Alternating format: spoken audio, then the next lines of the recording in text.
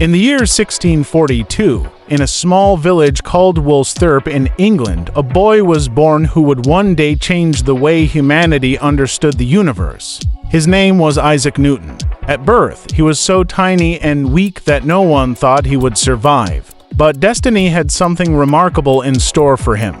Childhood of curiosity. Newton's father had died before he was born, and his mother remarried, leaving young Isaac to be raised mostly by his grandmother.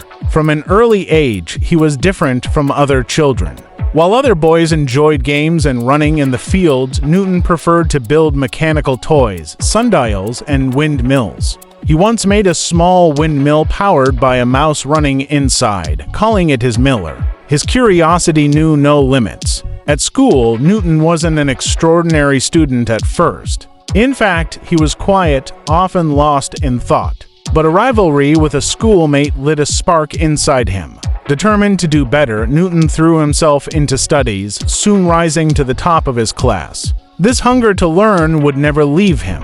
The plague year and the apple tree. Years later, Newton attended Cambridge University, where his brilliance began to shine. But in 1665, a terrible plague swept across England, forcing the university to close. Newton returned home to Woolsthorpe for what became known as his Year of Wonders.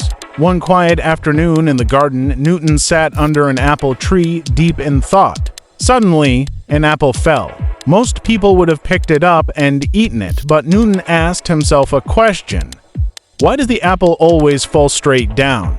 Why not sideways or upward? What force pulls it toward the earth? This simple question became the seed of one of the greatest scientific ideas in history, the law of universal gravitation. Newton realized that the same force pulling the apple to the ground might also be pulling the moon in its orbit around Earth, and even controlling the movements of the planets in the heavens. Discoveries that changed the world. Back at Cambridge, Newton began to write and calculate.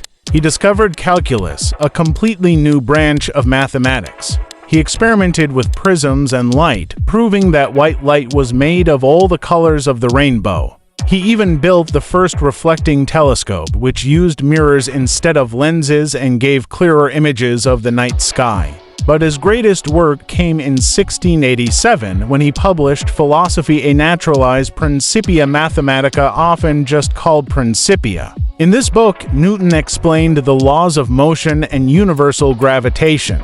These laws described how objects move on Earth and in space, forming the very foundation of modern physics. With these laws, Newton showed that the universe was not random or chaotic, but followed precise mathematical rules. An apple falling, a cannonball flying, the moon circling the Earth, and the planets orbiting the sun, all were governed by the same invisible force. Newton the man. Although Newton